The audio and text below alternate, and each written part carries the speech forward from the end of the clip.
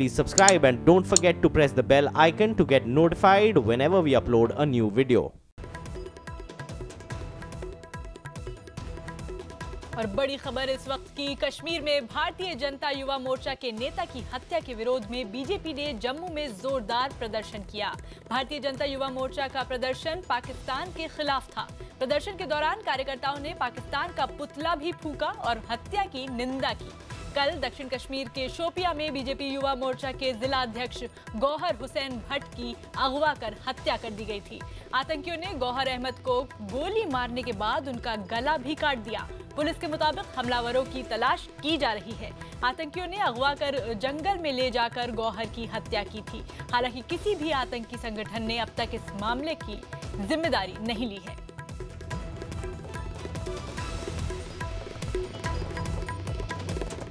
जम्मू में जो विरोध प्रदर्शन है, कश्मीर में जो भारतीय जनता युवा मोर्चा के नेता की हत्या हुई है, उसके बाद जम्मू में कई इलाकों में लगातार भाजपा के जो कार्यकर्ता हैं वो विरोध प्रदर्शन कर रहे हैं। पाकिस्तान को इसका बताया जा रहा है कि पाकिस्तानी स्पॉन्सर टेररिस्ट ने जो काम वहाँ पर किया है।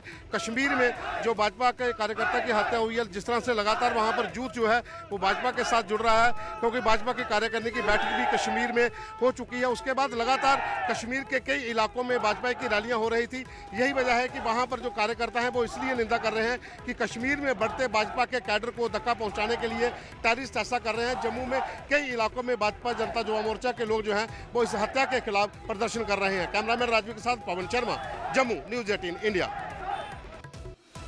निंदा करते हैं उस जो उनकी हत्या हुई, युवा मोर्चा उसकी कड़ी निंदा करता है, क्योंकि जो ये राष्ट्रवादी सोचे हैं इनको कश्मीर में दबाने की साजिश जो रची जा रही है। मगर हम आज युवा मोर्चा के माध्यम से उनको कहना चाहते हैं, ये चेतावनी देना चाहते हैं, वो जितना चाहे मर्जी जोर लगा ले, हम कभी भी उनके जो इरादे हैं उनको सफल नहीं होने देंगे। लश्कर तोयबा हो, जैश मोहम्मद हो, हिजबुल मुजाहिदीन हो, सभी आतंकवादियों की कमर तोड़ के रख दी गई है। उससे बौखलाहट के अंदर आके आतंकवादियों ने भारतीय जनता पार्टी के एक युवा नेता की शोपियान में गला काट के हत्या की है। ये कायर और बौखलाहट के अंदर आके पाकिस्तानी आतंकवादियों ने ये घटनाक्रम किया है। कब तक भागते फिरेंगे ये आतंकवादी? एक एक को चुन चुन कर मौत के घाट उतारेंगे। कभी वो एमएलएस के घर में ग्रेनेड फेंकते हैं, कभी सिविलियन औरतों को मारते हैं, और अभी बीजेपी के प्रेसिडेंट को मार दिया है, कभी सरपंच को मारते हैं। उनका केवल और केवल इरादा है और मकसद है कि अपने गिरते हुए मोराल को किसी तरीके से रोके। ये दुख की बात है, लेकिन वो टेररिस्ट बीजेपी को सबसे बड़ा दुश्मन अपना मानेंगे वैली में, वो तो पहले ही सब सोचना चाहिए था। लेकिन ये भी बड़ी बहादुरी है कि वो बीजेपी लीडर खुल करके काम कर रहा था वहाँ, और उसके परिवार को भी देखभाल करनी चाहिए कि सरकार को चाहिए कि परिवार को उसे कोई मुश्किल ना हो, कोई परेशानी ना हो। और इस वक्त ये दो तस्वीरें आप देख सकते हैं, एक तरफ बीजेपी नेता जिसकी हत्या हो गई और दूसरी तरफ परिवार जो मातम मना रहा है। परिवार में दुख का माहौल है, पूरी तरह अपने बेटे को खोने का दर्द।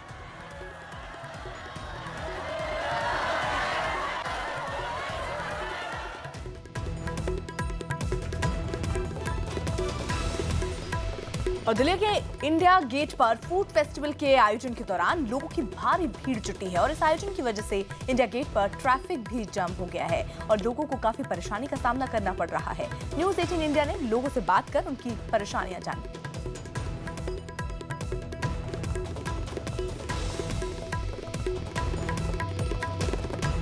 इस वक्त मैं मौजूद हूँ दिल्ली के इंडिया गेट पर और आप देख सकते हैं मेरे पीछे कि यहाँ पर इंडिया गेट सर्कल पर किस तरीके से यहाँ पर जाम लगा हुआ, किस तरीके से लोग परेशान हैं। यहाँ पर जो गाड़ी जहाँ है वहीं पर खड़ी है। ये इसलिए है क्योंकि यहाँ पर इंडिया गेट पर ही एक फूड फेस्टिवल का आयोजन किया जा रहा है और जिसके बाद जो गाड़ी जहाँ है वहीं रुकी हुई है। और ये अभी से नहीं, काफ़ी पहले से, आज सुबह से ही इस तरीके से लोग परेशान हैं। आप देख सकते हैं ये जो इंडिया गेट का सर्कल है ये पटियाला हाउस कोर्ट की तरफ से आ रहा है। गाड़ी जो है वहीं पर खड़ी है, तो आप मेरे दूसरी तरफ इधर देख सकते हैं, ये जो इंडिया गेट का सर्कल है ये बड़ौदा हाउस की तरफ जा रहा है और इस रास्ते पर भी आप देख सकते हैं कि जो गाड़ी जहां है वहीं पर खड़ी है। यानी लोग किस तरीके से परेशान है। जिन लोगों को सुबह अपने ऑफिस के जाना है वो लोग जैसे घर से अपना निकले हैं, इंडिया गेट पहुंचे हैं, तब से लेकर अभी तक वो एक ही जगह पर खड़े हैं। तो आप देख सकते हैं यहाँ पर काफ़ी गाड़ियाँ हैं जिनसे हम सीधे बात कर लेते हैं कि लोगों से, आम लोगों से बात कर लेते हैं कि क्या कुछ कहना है उन लोगों का। कब से वो यहाँ पर जो जाम में फंसे, कब से आप यहाँ पर जाम में फंसे हैं? हमको 20-25 मिनट हो गए। इनको नमाज पढ़नी है, नमाज का टाइम निकला जा रहा है। तो आप कहाँ से आए हैं? हम कनॉट प्लेस से। एक ही जगह पे 25 मिनट से खड़े हैं? हाँ जी, 25 मिनट से यहीं पे खड़े हैं। तो ये पिछले 25 मिनट पे से एक ही जगह पे खड़े हैं और भी काफ़ी लोग यहाँ पर फंसे हुए हैं। ये बताओ आप कहाँ से आ रहे हो, कब से यहाँ खड़े हो? रघुमान गेट से आ रहा हूँ। अब कब से यहाँ खड़े हो? जाम में कब से फंसे? आधा घंटा हो गया। आधे घंटे से आप फंसे हो। तो देख सकते हैं किस तरीके से लोग परेशान हैं। इंडिया गेट पर फूड फेस्टिवल का आयोजन क्या कह रहे हैं आप? सुब्रमण्यम रोड से पैदल आ रहे हैं हम लोग, है नहीं वहाँ भी जाम है? हाँ, 47 से गए थे और लाना था इधर से। वो जो है आपको राजेश पायलट रोड से ले गया सुब्रमण्यम पार्क के पास और वहाँ से पैदल आ रहे हैं। तो आप सुन सकते हैं कि किस तरीके से लोग परेशान हैं। यहाँ पर आप कब से यहाँ पर खड़े हैं? 15 मिनट तो हो चुके हैं। अब कहाँ से आ रहे हैं आप? मैं ITO से आ रहा हूँ। और जाना कहाँ है? मैंने ITO तो इसके पीछे वाले रास्ते से आप इंडिया गेट पे आए हैं। तो 15 मिनट से एक ही जगह पे खड़े हैं। तो आप देख सकते हैं किस तरीके से लोग परेशान हैं। गाड़ी जो जहां पर है वहीं पर खड़ी है। दिल्ली वासी जो है वो काफ़ी परेशान है क्योंकि जाम जो है वो यहां पर लग गया है। चक्का जाम की नौबत यहां पर आ गई है। वीडियो जर्नलिस्ट दिनेश नागर के साथ अमित कुमार सिंह, न्यूज़ 18 इंडिया, दिल्ली। और नीतीश कुमार खबर दे रहे हैं, खुफिया एजेंसियों के मुताबिक चीन पाकिस्तानी सेना को रासायनिक युद्ध की ट्रेनिंग दे रहा है। IB की खुफिया रिपोर्ट के मुताबिक पाकिस्तान ने अपनी सेना के 20 अधिकारियों को चीन भेजा है, जहां पर उन्हें रासायनिक युद्ध की ट्रेनिंग दी जा रही है। पाकिस्तान ने मेजर और कैप्टन रैंक के अपने अधिकारियों को ट्रेनिंग के लिए चुना है। चीन के इस कदम से भारत की चिंताएं बढ़ गई हैं। IB ने अपनी रिपोर्ट में कहा है कि पाकिस्तान इन अधिकारियों को LOC पर तैनात कर सकता है और भारत के खिलाफ रासायनिक हमले की भी साजिश रच सकता है।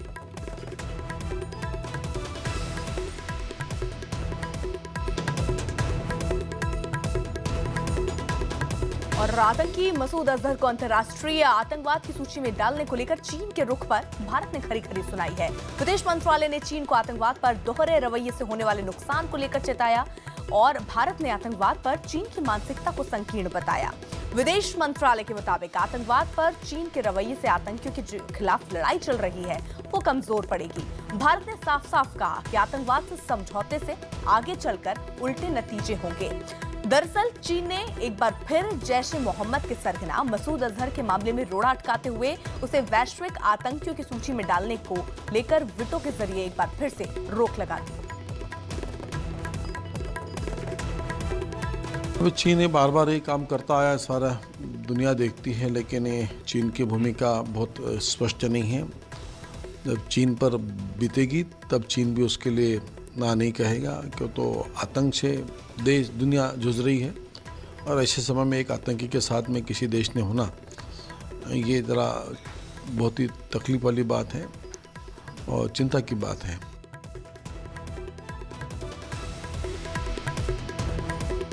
और इस वक्त की बड़ी खबर उत्कर्ष चतुर्वेदी दे रहे हैं। आगरा में टायर फटने से स्कूल बस पलट गई। इस हादसे में बस में सवार 40 छात्र छात्राएं गंभीर रूप से घायल हो गए हैं। ये बच्चे हिमाचल प्रदेश से स्टडी टूर पर आए थे। बस इनको लेकर ताजमहल जा रही थी। घायल बच्चों को निजी अस्पताल में भर्ती कराया गया है। तो इस वक्त की बड़ी खबर, आगरा में टायर फटने से स्कूल बस पलट गई और इस बस में करीब 40 छात्र छात्राएं थे जो फिलहाल गंभीर रूप से घायल है, जिन्हें अस्पताल में भर्ती कराया गया है। बताया जा रहा है कि ये बस हिमाचल प्रदेश से आ रही थी और इसमें जो बच्चे थे ये स्टडी टूर पर जा रहे थे। ये ताजमहल जा रहे थे, बच्चे आगरा जा रहे थे और तब ये हादसा हो गया। हादसे में 40 छात्र छात्राएं गंभीर रूप से घायल बताए जा रहे हैं। बस पलट गई। तस्वीरों में आप देख सकते हैं किस तरह से ये हादसा हुआ है। मौके पर भीड़ लग चुकी है और आगरा में टायर फटने से बस पलट गई थी। बच्चों को फिलहाल अस्पताल में भर्ती कराया गया है और ये बस ताजमहल जा रही थी, आगरा के ताजमहल जा रही थी। हिमाचल प्रदेश से टूर स्टडी के लिए बच्चे निकले थे।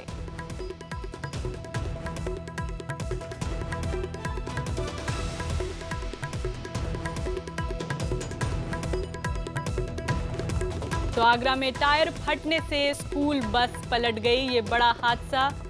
तस्वीर में आप बस की हालत देख सकते हैं, पूरी तरह से बस को काफी नुकसान पहुंचा है।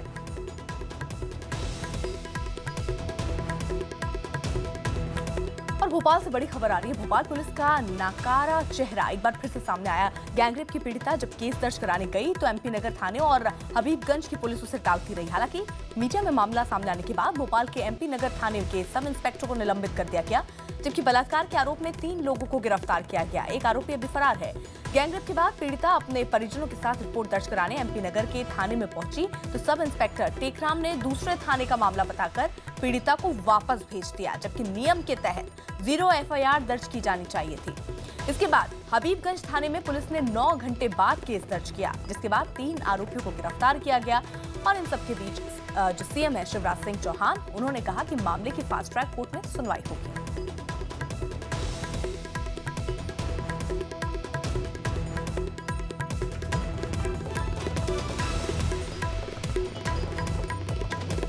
जो ये पटरियां नज़र आ रही हैं, इस पटरी के नीचे एक नाला है और इसी नाले के रास्ते से आरोपी जो है छात्रा को यहाँ पर लेके आते हैं। आप देख सकते हैं नाले का वो हिस्सा है जहाँ पर अपहरण के बाद चारों बदमाश ने छात्रा को लेकर जो नाले के दूसरी तरफ जो घना जंगल दिख रहा है वहाँ पर छात्रा को लेके गए और उसके बाद वारदात को अंजाम दिया। वक्त हो रहा था रात के करीब 10 बजे का और इसके बाद आरोपी वारदात को देके फरार हो गए। अगला जो घटनाक्रम चला वो एमपी नगर थाने में जो परिजन थे पीड़िता के वो गए थे, लेकिन एमपी नगर पुलिस उनको इस घटनास्थल पर लेके आई थी। यहीं पर घटनास्थल पर लेके आई। पीड़िता भी यहाँ पर पहुँची थी, लेकिन एमपी नगर पुलिस ने थाना क्षेत्र का हवाला देकर थाने गए। हबीबगंज थाने के जो टीआई थे उन्होंने मामले को गंभीरता से लिया और फिर वो आए और फिर से वही पूछताछ, वही बयान दर्ज किए गए, फिर से घटनास्थल का मुआयना किया गया। लेकिन इस घटनाक्रम में जो एडिशनल एसपी थे, जो सीएसपी थे भोपाल पुलिस के, वो भी यहाँ पर आए। जीआरपी पुलिस से उन्होंने जो है बातचीत की। 1 नवंबर की सुबह एमपी नगर थाने में 10 बजे ये शिकायत पहुँचती है, परिजन पहुँचते हैं। उसके बाद शाम को 7 बजे, देर शाम 7 बजे एफआईआर की जो प्रोसेस थी वो शुरू होती है। हबीबगंज थाना पुलिस एफआईआर दर्ज करने की प्रक्रिया शुरू करती है, लेकिन आपसी बातचीत के बाद जीआरपी पुलिस इस मामले में एफआईआर दर्ज करती है। जो जीआरपी हबीबगंज चौकी है वहाँ पर ये एफआईआर दर्ज की जाती है। और ये पूरा घटनाक्रम जब चल रहा था उसी दौरान 2 आरोपियों को हिरासत में भी लिया गया और ये कार्रवाई हबीबगंज थाना पुलिस ने की थी और दोनों आरोपियों को जीआरपी को सौंप दिया गया। तो कहीं ना कहीं अब इस पूरे घटनाक्रम में लापरवाही एमपी नगर थाना पुलिस की सामने आ रही है और इस पूरे मामले में पीएचक्यू ने भी संज्ञान लिया है। कार्रवाई कर रही है, बाकी के पुलिस ने ही पकड़े हैं बाकी के आरोपियों को, क्योंकि उससे वो उसको दिख गया था तो उसके पुलिसकर्मी ही हैं, उसके माँ बाप भी दोनों। तो आपको लगता है शर्म की बात है कि पुलिस लापरवाही, अगर लापरवाही होगी तो उस पर बिल्कुल कार्रवाई होगी। और एक तो सब इंस्पेक्टर को एमपी नगर में सस्पेंड भी कर दिया गया है। हैरानी नहीं होती, क्योंकि आज भी मध्य प्रदेश में सबसे ज्यादा रेप केसेस हो रहे हैं हिंदुस्तान के, और मध्य प्रदेश की सरकार इसके प्रति उदासीन है। तो इसलिए ये एक घटना मध्य प्रदेश के लिए शासन को, मुझे लगता है कि कोई उन पे असर नहीं होगा जब तक कि सुप्रीम कोर्ट मध्य प्रदेश शासन के ऊपर कोई स्ट्रांग ऑब्जर्वेशन ले, वहां के पुलिस के खिलाफ कोई कार्रवाई करे। भोपाल में गैंगरेप के खिलाफ कांग्रेस ने प्रदर्शन किया। कांग्रेस ने गैंगरेप के दोषियों को फांसी देने की मांग की। कांग्रेस का आरोप है कि पीड़िता की रिपोर्ट दर्ज करने में पुलिस को कई घंटे लग गए। ऐसे में थानों को बंद कर देना चाहिए और दोषियों को सरेआम फांसी दे देनी चाहिए। मध्य प्रदेश के अंदर 1 साल से कम में 4500 बलात्कार हुए हैं, जिसमें 2500 जो नाबालिग लड़कियां थी उनसे और 250 गैंगरेप हुए हैं। लेकिन इस मुख्यमंत्री जी कहते हैं कि बेटी पढ़ाओ और बेटी बचाओ। अरे जब कॉलेज और कोचिंग क्लास में जाने वाली बच्ची की हालत हो रही है तो कौन पढ़ाएगा और कौन बचाएगा? हमारी मांग है मुख्यमंत्री जी, आप जो बार बार कहते हो कि फांसी देंगे, ऐसा कानून ला रहे हैं तो इन चारों को फांसी दो और नहीं तो गोली मार दो और नहीं तो हमारी महिला कांग्रेस हमारे हवाले कर दो, हम एक्शन लेंगे।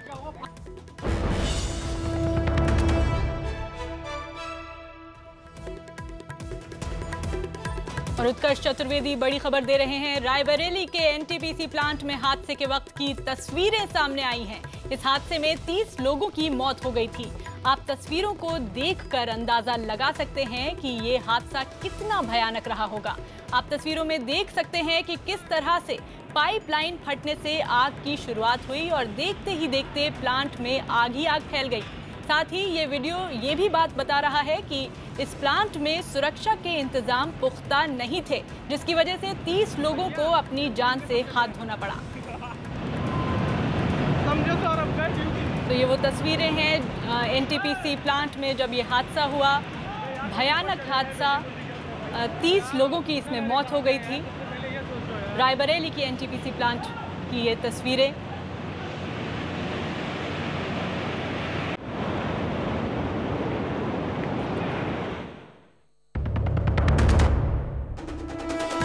गुजरात के वलसाड में चुनावी सभा में राहुल गांधी ने पीएम मोदी पर वादे नहीं निभाने का आरोप लगाया। गुजरात के सूरत में पकड़े गए आईएसआईएस आतंकी उबैद का हमले की तैयारी से पहले का वीडियो सामने आया। News 18 India exclusive. Jammu Kashmir के पुलवामा में सुरक्षा बल से मुठभेड़ में जैश का एक आतंकी ढेर हुआ, जबकि सेना के 2 जवान भी शहीद हुए। कश्मीर के शोपियां में आतंकियों ने बीजेपी के युवा नेता गौहर हुसैन भट्ट की गोली मारकर हत्या की। आईबी की खुफिया रिपोर्ट के मुताबिक भारत के खिलाफ पाकिस्तानी सेना को चीन जैविक युद्ध की ट्रेनिंग दे रहा है। भोपाल में गैंगरेप की एफआईआर दर्ज नहीं करने पर एमपी नगर थाने का सब इंस्पेक्टर निलंबित होने के बाद पुलिस ने 3 आरोपियों को गिरफ्तार किया। रायबरेली के एनटीपीसी के प्लांट में हुए हादसे में मरने वालों की संख्या बढ़कर 32 हुई।